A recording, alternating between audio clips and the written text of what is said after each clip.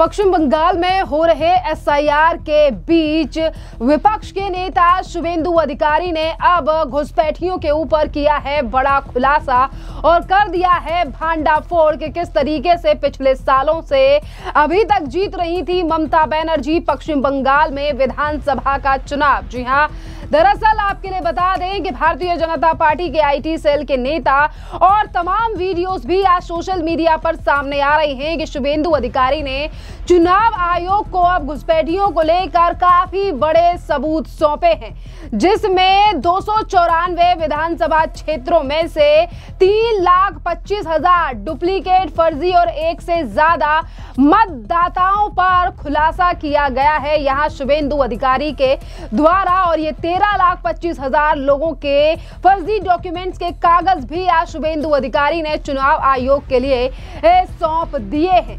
आयोग की सुविधा के लिए ये डेटा एक पेन ड्राइव में भी सेव कर दिया गया है शुभेंदु अधिकारी के द्वारा। और तस्वीरों में आप देख सकते हैं कि जहां एक तरफ शुभेंदु अधिकारी और उन्हीं के साथ साथ खड़े हुए उनके सहयोगी लोग किस तरीके से एक मोटा गठरी, यानी कि आप देख पा रहे हैं कि किस तरीके से काफी ज्यादा बड़ी गड्डी इन सभी के हाथों में लगी हुई है। और ये हैं फर्जी डॉक्यूमेंट्स। 5 लोकसभा क्षेत्र कूच बिहार, वीरभूम, कांथी और तालकुम और पुरुलिया की मतदाता सूचियों की भौतिक प्रतियों के साथ यहाँ पर ये तमाम डिटेल्स और डॉक्यूमेंट्स आज चुनाव आयोग को सौंपे गए हैं शुभेंदु अधिकारी के द्वारा।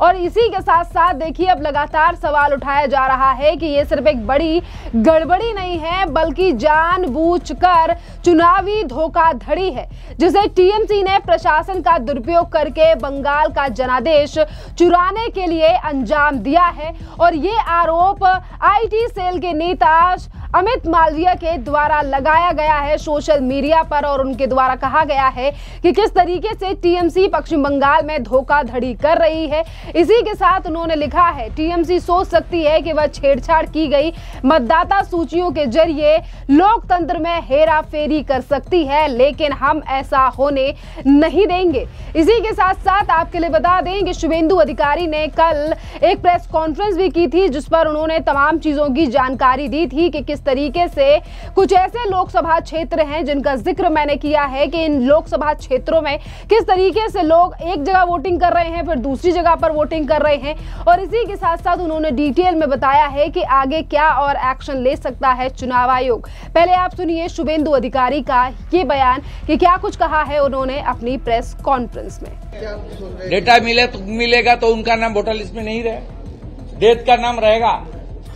अभी तक था, टीएमसी उसका पूरा के पूरा एंजॉय कर रहा था, अभी डेट का नाम नहीं रहेगा। इसलिए नीचे जो बीएलओ का काम चल रहा है और जितना कुछ पोर्शन में डेमोग्राफी और कुछ पोर्शन में जो पॉलिटिकल वायलेंस के दौरान सही समाचार नहीं मिल रहा है, इसलिए इलेक्शन कमीशन ने कुछ कार्रवाई कर रहा है। जैसे हमारी जो डेट के लिए स्टेट गवर्नमेंट का एक स्कीम है, सोशल स्कीम 2000 रुपया, उनका डाटा लिया उन्होंने। हर जो क्रिमेशन सेंटर है वो कब्रिस्तान हो सकता है, श्मशान हो सकता है, वहां से रजिस्टर मंगाया हम लोग। वो आज हम लोग को बताया आधार का साथ उन लोग का मीटिंग हुआ, आधार से बहुत बड़ा डाटा उनको मिल गया है।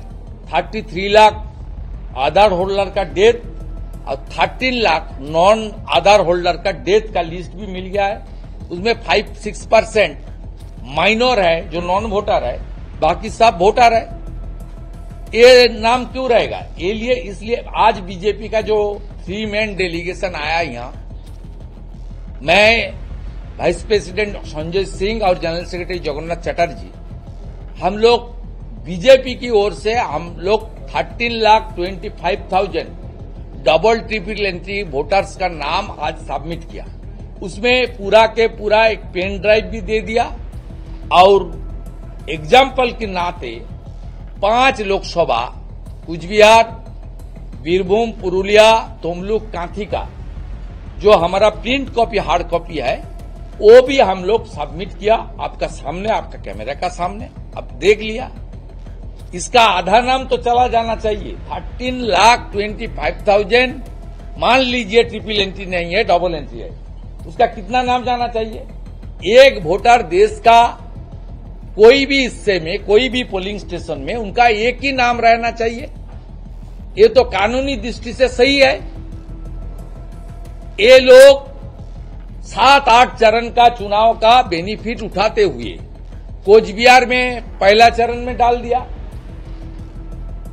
फोर्थ फेज में थर्ड चरण में मालदा में डाल दिया और 7th चरण में डायमंड हार्बर में भवानीपुर में डाल दिया। ये इस बार होने वाला नहीं है, इसलिए इलेक्शन कमीशन भी कुछ काम कर रहा है।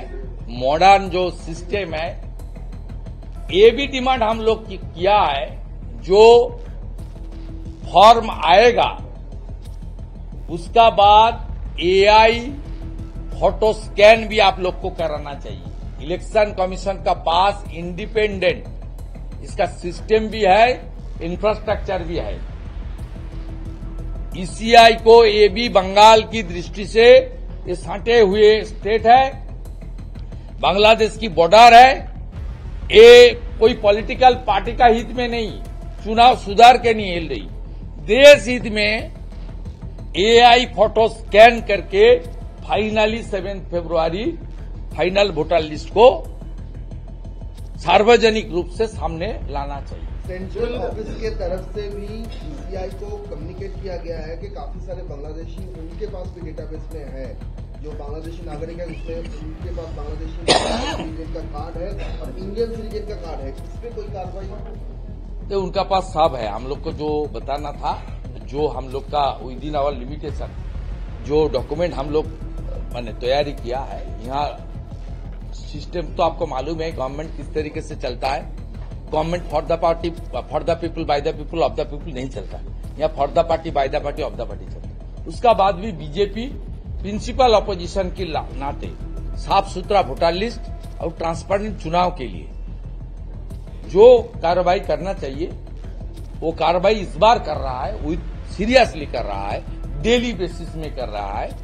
ये जनता हम लोग को ऊपर जो विश्वास जताया, 40% किया करीब करीब वोट, 2,33,00,000 वोट, हम लोग हमारा जो जिम्मेदारी है वो हम लोग सही तरीके से निभाने का काम with in our limitation we are doing it very satisfactory manner और we are trying our best.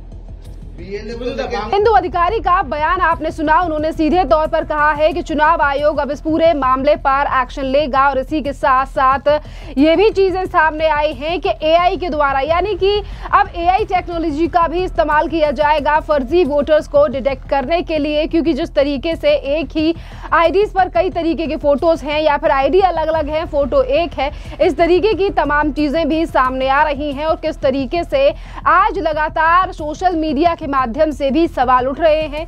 लोगों का कहना है कि अब समझ आया कि आखिरकार ममता बनर्जी की सरकार ऑन रिपीट क्यों आ रही है पश्चिम बंगाल में। क्या यही बड़ा कारण है कि किस तरीके से फर्जी वोटर्स का इस्तेमाल किया जा रहा है और फर्जी वोटर्स को बढ़ावा दिया जा रहा है।